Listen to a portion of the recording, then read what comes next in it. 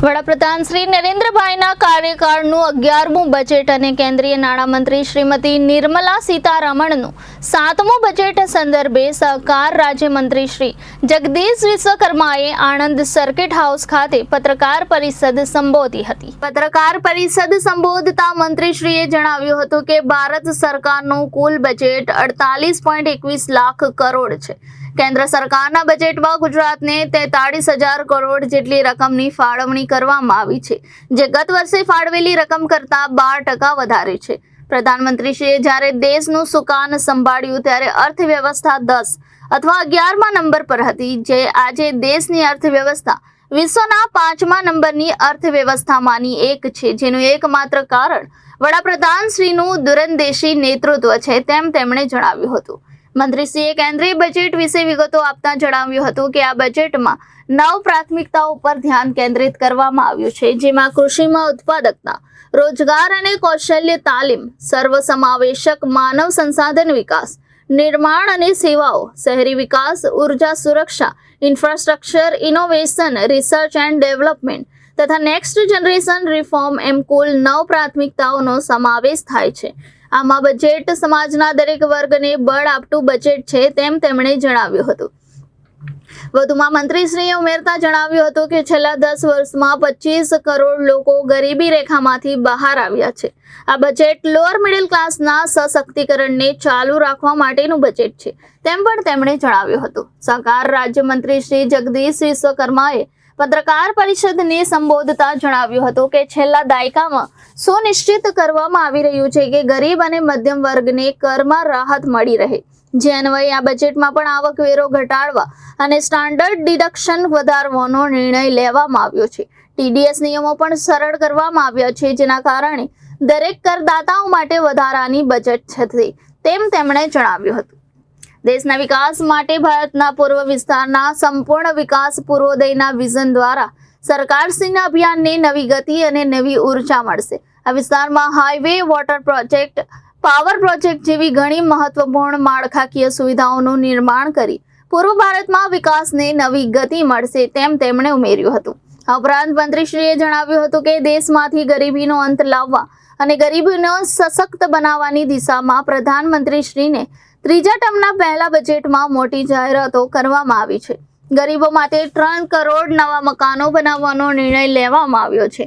આદિવાસી ઉન્નત ગામ અભિયાન અંતર્ગત 5 કરોડ આદિવાસી પરિવારોને સંતુપ્તિ અભિગમ સાથે માળખાકીય સુવિધાઓ સાથે જોડશે। આ ઉપરાંત ગ્રામ સડક યોજના હેઠળ 25,000 નવા ગ્રામીણ વિસ્તારોને શહેરી વિસ્તારના કનેક્ટેડ રોડ સાથે જોડશે। તેનો લાભ દેશના તમામ રાજ્યના છેવાડાના ગામડાઓને મળશે।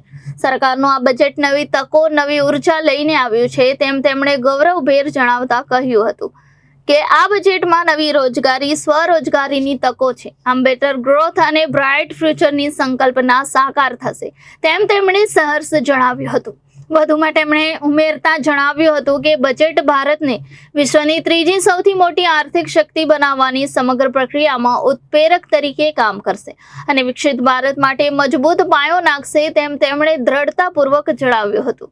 આ વેળાએ મંત્રીશ્રીએ સમાજના તમામ વર્ગોને સ્પર્શતા બજેટ વિશે વિસ્તૃત વિગતો આપી હતી, જેમાં યુવાનો માટે રોજગાર, કૃષિ, સહકાર, મહિલા, સૂક્ષ્મ, લઘુ અને મધ્યમ ઉદ્યોગો, સેમિકન્ડક્ટર, ડિજિટલ પબ્લિક ઇન્ફ્રાસ્ટ્રક્ચર, આરોગ્ય અને પરિવાર કલ્યાણ વગેરે ક્ષેત્રની ફળવાયેલી બજેટ વિશે વિસ્તૃત વિગતોથી વાકેફ કર્યા હતા।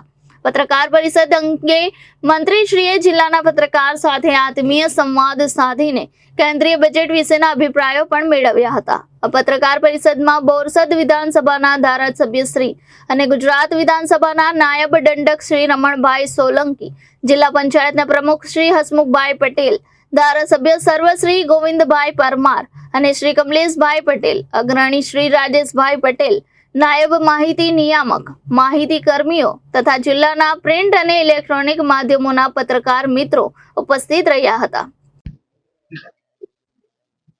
દેશના યશસ્વી વડાપ્રધાન માન્ય મોદી સરકારનું આ 11મું બજેટ અને કેન્દ્રીય નાણામંત્રી નિર્મલા સીતારમણનું આ 7મું બજેટ રજૂ થયું છે। કેન્દ્ર સરકારના બજેટમાં 48.21 લાખ કરોડનું ખૂબ જંગી બજેટ મૂકવામાં આવ્યું છે, ત્યારે ગુજરાતના ફાળે લગભગ 43,000 કરોડ કરતાં પણ વધારે રૂપિયા ગુજરાત સરકારના ફાળા જાય છે. આનંદ થાય છે કે દેશના યશસ્વી વડાપ્રધાન માનનીય મોદીજીનું આ બજેટ અલગ અલગ લગભગ 9 સેગમેન્ટમાં ફાળવવામાં આવ્યું છે, જે કૃષિ ઉત્પાદકતા હોય, રોજગાર અને કૌશલ્ય તાલીમ હોય, સર્વ સમાવેશ માનવ સંસાધન વિકાસ હોય, નિર્માણ સેવાઓ હોય, શહેરી વિકાસ હોય, ઉર્જા, સુરક્ષા, ઇન્ફ્રાસ્ટ્રક્ચર લેવલે ઇનોવેશન એન્ડ રિસર્ચ ડેવલપમેન્ટ અને નેક્સ્ટ જનરેશન રિફોર્મ, આવી અલગ અલગ 9 સેગમેન્ટમાં આખું બજેટ ફાળવવામાં આવ્યું છે. લગભગ 11.11 લાખ કરોડ રૂપિયા ઇન્ફ્રાસ્ટ્રક્ચર ક્ષેત્રે જ્યારે ફાળવવામાં આવે છે ત્યારે કોઈ પણ કન્ટ્રીની અંદર, કોઈ પણ સ્ટેટની અંદર જ્યારે ઇન્ફ્રાસ્ટ્રક્ચરની અંદર કેપિટલ ઇન્વેસ્ટમેન્ટ કરવામાં આવે એ કહી આપે છે કે દેશનો ગ્રોથ કઈ દિશામાં થઈ રહ્યો છે.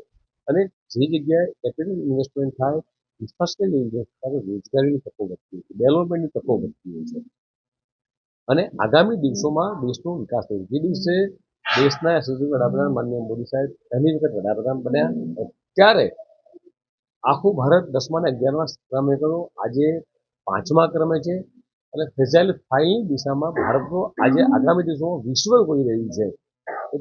આવનારા દિવસોમાં ભારત બીજા ઇકોનોમીની દ્રષ્ટિએ ત્રીજા ક્રમે હશે.